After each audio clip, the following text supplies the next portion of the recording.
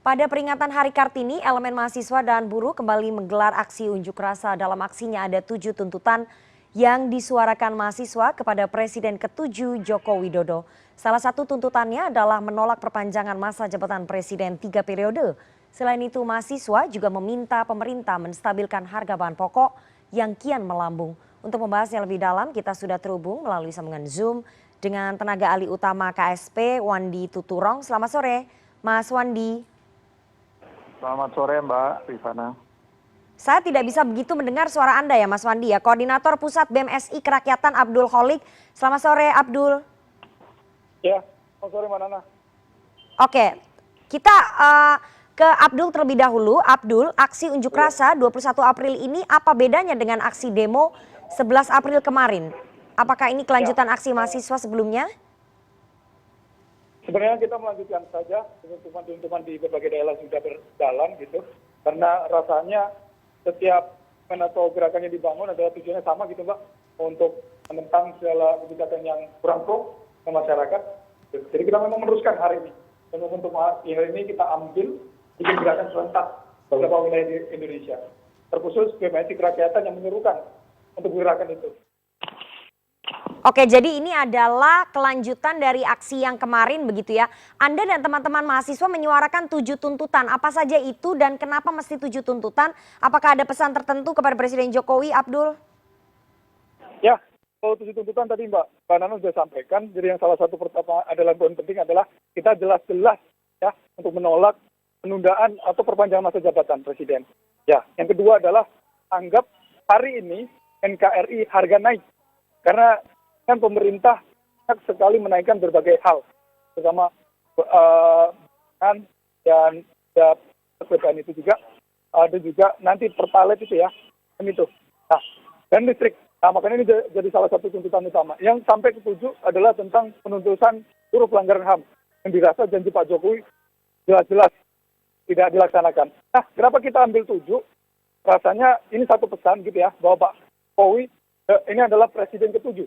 Maka kita sampaikan pesan dengan 7 tuntutan rakyat ini. Itu Presiden yang ke-7.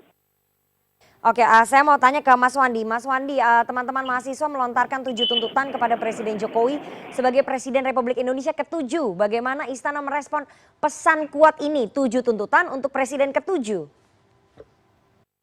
Ya, saya kira demonstrasi dan tuntutan mahasiswa sebagaimana juga demonstrasi sebelumnya kan memang merupakan hak ya, bagian dari demokrasi, dan sudah disampaikan juga berbagai tuntutan itu kurang lebih mirip dengan apa yang sudah disampaikan sebelumnya. Tapi saya kira sebagian dari tuntutan tersebut sebetulnya kan sudah dijawab juga, dan sebagian sedang diproses dan sedang ditangani karena untuk hal-hal seperti dampak dari ketidakpastian global terhadap kenaikan harga itu tentu saja kita sedang melakukan supaya beban di masyarakat tidak terlalu terbebani. Nah, soal tolak wacana perpanjangan saya kira sudah jelas ya. Kira ini sudah sangat tegas Presiden mengatakan bahwa tidak ada lagi spekulasi, dan bahkan kami menganggapnya ini sudah itu yang sudah basi ya, maksudnya tidak perlu lagi diperpanjang karena memang ya, sudah cukup jelas apa yang disampaikan Presiden dengan tidak adanya penundaan, tidak adanya 3 periode dan sebagainya itu. Oke, ini adalah isu yang sudah basi karena Presiden sudah bicara. Saya mau tanya ke mahasiswa, Abdul, Presiden Jokowi sudah menyampaikan bahwa beliau komit akan menggelar pemilu 2024. Tadi juga sudah ditegaskan oleh Mas Wandi bahwa isu ini sudah basi begitu ya. Apakah kemudian Anda dan kawan-kawan mahasiswa tidak percaya dengan pernyataan Presiden sampai harus menggelar aksi pada hari ini, Abdul? Loh, faktanya Presiden sudah menyatakan banyak hal, tapi banyak yang dilanggar juga. Ya kita lihat di sana juga. Nah, maka salah satu isu ini juga saya rasa ini bagian dari itu juga gitu, Pak Nana. Maka dari itu, rasa Presiden bisa menenangkan publik, tapi operasi di bawahnya saya rasa tetap terus berjalan. Nah, maka itu yang benar-benar kita kawal, yang kita pertegas, kita benar-benar menolak itu. Makanya sampai detik pemilu itu diketuk dan dilakukan, kita akan terus kawal. Oke. untuk isu ini. Harus tetap dikawal sampai pemilu itu digelar begitu ya, karena ada preseden Nah, di mata teman-teman mahasiswa bahwa presiden kemarin-kemarin sering tidak sesuai antara pernyataan dengan perbuatannya begitu ya, mungkin di atasnya menenangkan tapi di bawahnya operasi politik tetap berjalan. Mas Wandi, tanggapannya, ini suara mahasiswa loh. Ya, saya juga dulu pernah jadi mahasiswa ya. Ini Mbak, saya kira kalau tidak percaya kan sulit ya. Dan kalau kawal tentu boleh saja. Kalau tidak percaya, kalau kita berikan bukti pun kan kita tetap tidak akan dipercaya. Karena buktinya kan nanti di 2024 ya. Nah, kalau tidak ada bukti ya susah juga tetap tidak dipercaya. Jadi saya kira kami tetap mau menggaungkan atau menyampaikan ulang apa yang sudah disampaikan oleh Presiden, bahwa ini sudah cukup jelas buat kami, bahwa buktinya ya nanti kita lihat di 2024. Saya kira kalau kami kan di istana, kita komitmennya adalah mengawal apa yang disampaikan oleh Presiden. Oke, buktinya di 2024. Tapi ini kan kepercayaan mahasiswa dan juga masyarakat sipil kepada Presiden Jokowi dan juga para menterinya meluntur akibat isu penundaan pemilu. Bagaimana kemudian mengembalikan kepercayaan itu, Mas Wandi? Apakah itu tidak penting ya untuk mengembalikan kepercayaan terhadap Presiden dari mahasiswa, dari masyarakat sipil? Yang bisa kita lakukan adalah fokus untuk menyelesaikan berbagai agenda yang sudah disusun, dan kita masih menghadapi pandemi ini belum berakhir. Saya kira prioritas-prioritas seperti itu dan dampak dari ketidakpastian global, saya kira kita tahu seluruh dunia mengalami. Kita berpikir bagaimana supaya ke depan masyarakat tidak terlalu terbebani, itu saya kira semua sedang kita siapkan. Jadi saya kira kita fokusnya ke situ. Lebih baik bekerja, karena kalau kita berwacana agak sulit juga kan. Kalau tidak percaya bagaimana caranya? Nah, kita buktikan saja dengan kerja. Saya kira itu Mbak Rifana ininya. Oke, Abdul, kalau menurut KSP, menurut Istana, kita buktikan saja dengan kerja bahwa pemerintah, Presiden fokus dengan tugas-tugas ataupun masalah-masalah yang harus diselesaikan. Tanggapan Anda dan juga teman-teman mahasiswa bagaimana? Ya, kalau memang dirasa Istana bekerja untuk menyelesaikan masalah, kenapa ada selalu gerakan mahasiswa dengan berbagai tuntutan? Nah, berarti itu ada masalah-masalah yang belum terselesaikan. Nah, sampai kapan? Tetagih. Padahal jatah ataupun periodisasinya tinggal beberapa tahun aja. Nah, makanya tagih terus. Gitu. Jadi, apakah benar-benar Istana bekerja? Bekerja untuk siapa? Tentunya pasti apa juga gitu ya. Atau gerakan-gerakan tambahan yang dilakukan sehingga tadi yang bergeser dari kepentingan masyarakat, pemenuhan kesejahteraan masyarakat, rakyat, tapi bergeser dengan rekayasa pekerjaan yang banyak keuntungan untuk elitis ataupun oligarki. Dari mahasiswa saya rasa, kalau memang dirasa bekerja, kenapa selalu mahasiswa turun dengan tuntutan yang ada? Gitu sih Mbak Nana. Oke, kalau memang pemerintah bekerja, mahasiswa tidak perlu turun begitu ya mempertanyakan apa yang sudah dikerjakan. Nanti kita akan bahas lebih dalam lagi, kita akan tanya responnya Istana seperti apa, tapi kita harus jeda terlebih dahulu. Jangan kemana-mana, tetap bersama kami di CNN Indonesia Newsroom.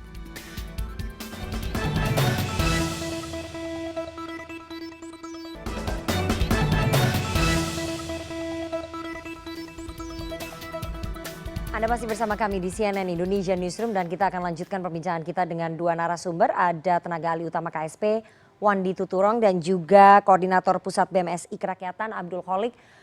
Tadi sudah disebutkan ya oleh teman-teman mahasiswa bahwa kalau kemudian pemerintah bekerja, tidak mungkin mahasiswa kemudian turun ke jalan. Artinya ada masalah, ada sesuatu hal yang belum memuaskan sehingga mahasiswa turun ke jalan memperjuangkan beberapa hal. Mas Wandi, tanggapannya seperti apa? Meskipun tadi Anda katakan bahwa ya susah kalau nggak percaya, tapi pada kenyataannya memang teman-teman mahasiswa tidak percaya dengan apa yang sudah dikerjakan. Ya, kalau demo kan saya kira bukan indikasi bahwa apa tadi yang tuduhan yang disampaikan. Kalau demo kan bisa terjadi kapanpun ya. Aspirasi mahasiswa itu bisa disampaikan. Tapi saya kira kita bisa fokus saja pada apa yang dituntut ya. Nah, kita lihat satu persatu apakah sudah terjawab atau belum. Nah, tadi kan saya sudah berupaya untuk menjawab tuntutan yang soal perpanjangan itu, dan itu bagi kami sudah cukup jelas. Nah, Tinggal kalau membuktikan ya memang sulit kalau membuktikan karena ini kan sesuatu yang belum terjadi. Itunya kita berbicara tentang 2024 kan. Perpanjangan itu kan jadi atau tidak, ekstensi atau amandemen itu jadi atau tidak kan itu di 2024 kita lihatnya. Kalau sekarang kita bilang apapun kalau percaya tentu sulit. Oleh karena itu kita fokusnya pada kerja saja. Nah itu saja menurut saya yang paling penting untuk kita lakukan. Oke, dari 7 tuntutan itu, Abdul tadi kan sudah dijawab ya soal penundaan pemilu bahwa Istana dan juga Presiden sudah memberikan komitmennya. Bagaimana dengan tuntutan yang lain soal menstabilkan harga, kemudian beberapa tuntutan yang lain mungkin Anda bisa jabarkan? Tuntutan kedua memang untuk bicara itu, Mbak Nana, stabilitas harga yang memang saya rasa harus pemerintah ini memang bekerja untuk hal itu gitu. Jadi mau nggak mau gitu ya, karena tupoksi mungkin yang utama adalah pemangku kebijakan, pemangku kewajiban itu adalah milik negara dan pemerintah penjalannya. Nah, maka dari itu stabilitas harga ini yang benar-benar kita tuntut ya, sehingga dalam masa Ramadan ini juga gitu ya, seluruh masyarakat bisa menikmati layaknya lah gitu. Apalagi yang digaungkan adalah bagaimana beberapa hal secara berkala dan dalam waktu tempo yang singkat itu ada kenaikan-kenaikan. Nah ini sangat merasakan kepada masyarakat semuanya gitu ya. Nah makanya kenapa mahasiswa beruntun sejak beberapa hari atau minggu yang lalu bergerak. Nah karena memang ada hal janggal gitu, ada masalah di pemerintah ini. Nah begitu Mbak. Pun juga sampai tuntutan yang dirasa reforma agraria yang nggak tuntas gitu ya. Apalagi malah mungkin konflik-konflik agraria. Contoh saja di Wadah. Itu saudara-saudara saya di Jawa Tengah gitu ya, yang hari ini merasakan ketidaknyamanan karena bentuk represif dan ada pengambilan alihan lahan yang seharusnya milik rakyat, kemudian warga sudah dinikmatinya justru diminta negara untuk proyek strategis misalnya. Nah berarti di sini ada janggalan dan juga permasalahan yang dilakukan dari pemerintah itu sendiri. Nah makanya kita tuntut beberapa dari 7 poin ini yang memang dirasa belum dilakukan oleh pemerintah, termasuk penuntasan pelanggaran HAM. Ya. Itu yang dijanjikan salah satu di kampanye Pak Jokowi. Okay. Ya, tapi sampai sekarang aksi Kamisan di hari Kamis selalu ada. Okay. Begitupun untuk kasus-kasus yang lain nggak ada kita. Itu malah menambah kasus yang ada. Baik.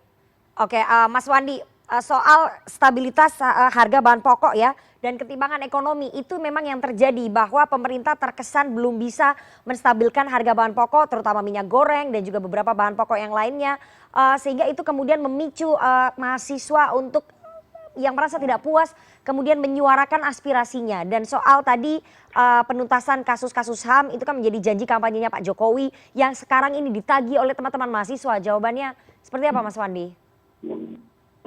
Ya kalau soal kenaikan harga itu kan saya kira mahasiswa juga tahu bahwa di dunia sekarang ini sedang terjadi ketidakpastian global, terganggunya pasok, apalagi ada perang Ukraina dan Rusia. Nah itu berdampak ke semua negara.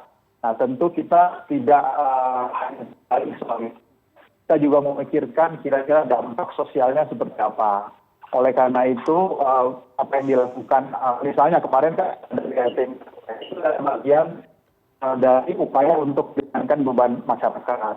Kartu sembako juga masih berjalan tuh untuk 18,8 manfaat dan 2 juta program keluarga Arab. Ada subsidi upah 8,8 juta pekerja dengan gaji di bawah 3,5 juta. Lalu bantuan usaha mikro untuk 12 juta pelaku UMKM. Lalu BLT dana desa juga masih berjalan. Dan kita bicara lebih detail ya, bicara data. Nah soal HAM memang masih ada PR. Kita tahu juga bahwa dalam waktu dekat pelanggaran HAM berat kasus Paniai 2014 itu yang sedang disidik oleh Jaksa Agung akan masuk pengadilan HAM. Yang akan digelar di Pengadilan HAM Makassar. Jadi komitmen terhadap penyelesaian kasus HAM itu ada. Dan itu tetap kita dorong.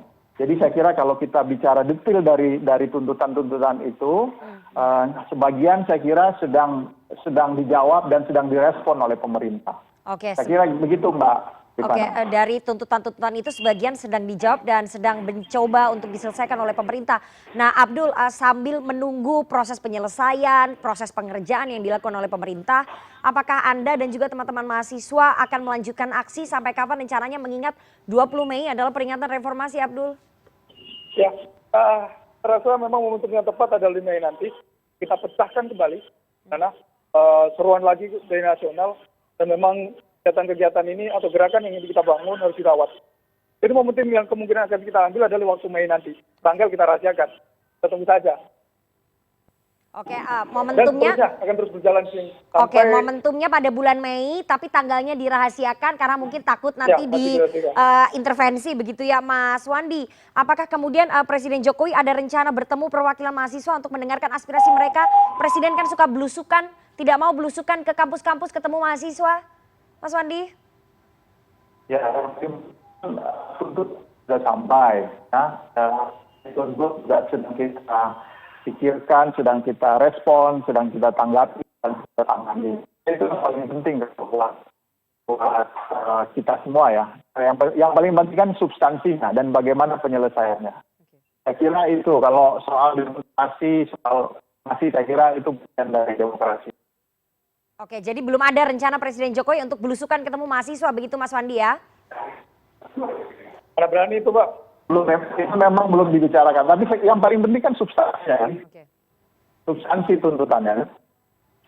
Oke, yang penting substansi tuntutannya. Belum ada pembicaraan soal pertemuan dan juga dialog dengan mahasiswa. Terakhir, Abdul, apakah Anda dan juga teman-teman mahasiswa berharap bisa berkomunikasi, berdiskusi, menyuarakan langsung aspirasi ini ke Presiden Jokowi? Hari ini aksi kita, sebenarnya tuntutan kita adalah anak Pak Jokowi hadir sama kita. Kalau memang dirasa Pak Jokowi nggak hadir, berarti Pak Maruf Amin. Tuntutan, pilihan itu aja. Kita menolak untuk pilihan yang lain. Ditawari KSP, udah biasa rasanya. Nah, makanya kita tagih untuk Pak Jokowi turun memenuhi kita. Seharusnya. Kalau jika memang kan harusnya Pak Jokowi hadir. Itu yang kita inginkan. Nah, tapi rasanya sulit gitu ya untuk menemui orang yang kita coblos di waktu pemilu lalu. Kalau kita sudah bawa kajian tuntutan, kurang substansi apa dari teman-teman mahasiswa ini yang sudah bergerak. Oke. Pada hari ini khususnya, Mbak. Oke, artinya teman-teman mahasiswa berharap bisa bertemu dan berdiskusi dengan Presiden Jokowi ataupun Wapres, tapi tidak mau dengan utusan-utusannya begitu ya, karena memang suaranya ataupun tuntutannya ini diberikan kepada Presiden Jokowi. Semoga nanti ada ruang komunikasi antara Presiden dengan mahasiswa, Presiden yang biasanya belusukan ketemu masyarakat, siapa tahu nanti Presiden mau belusukan ketemu dengan mahasiswa. Kita tunggu karena harus jalan, Mbak. Kalau di ruangan kita tolak. Oke, itu nanti mungkin bisa disampaikan oleh Mas Wandi ke Presiden Jokowi. Terima kasih sekali dua orang narasumber yang sudah bergabung. Saya boleh? Ya, singkat saja, silakan. Oke, singkat. Gini Mbak Nana, saya 4 kali buat nomor WhatsApp saya diretas. Nah, ini kerugian bagi saya pribadi untuk yang bergerak. Nah, ini salah satu bentuk represivitas. Dan saya rasa ini pesan bisa disampaikan lah ke pemerintah atau instansi terkait yang melaksanakan pengebosan gerakan setiap kalinya. Saya sudah 4 kali Mbak Nana. Kawan-kawan juga lain yang sama. Nah, saya rasa perlindungan ini harus dilakukan kalau memang dirasa negara ini mengandung demokrasi. Itu sih. Kalau substansinya harus disampaikan. Itu saya pesan saya Mbak Nana. Teman-teman tua gerakan, mohonlah untuk tidak ada lagi peretasan di sini. Karena sangat merugikan bagi kita semua. Oke, baik. Kalau memang negara ini menganut paham demokrasi dan pemerintah membiarkan masyarakatnya dan juga mahasiswanya untuk menyuarakan pendapatnya, menghormati perbedaan, tentunya tidak boleh ada peretasan-peretasan tindakan represif kepada mahasiswa dan juga masyarakat sipil. Itu menjadi PR pekerjaan rumahnya Mas Wandi dan juga teman-teman di pemerintah ya, supaya ini tidak terjadi lagi. Itu tadi suara hati mahasiswa yang nomor HP-nya diretas selama 4 kali. Oke, kita tunggu nanti bagaimana proses penyelesaiannya. Terima kasih sekali dua orang narasumber yang sudah bergabung pada sore hari ini. Ada tenaga ahli utama KSP, Mas Wandi Tuturong, dan juga Koordinator Pusat BMSI Kerakyatan, Abdul Kholik. Sehat selalu, Abdul, dan juga Mas Wandi. Semoga HP-nya nggak diretas lagi, Abdul. Salam untuk teman-teman mahasiswa, panjang umur perjuangan. Oke, itu mahasiswa. Terima kasih, selamat sore.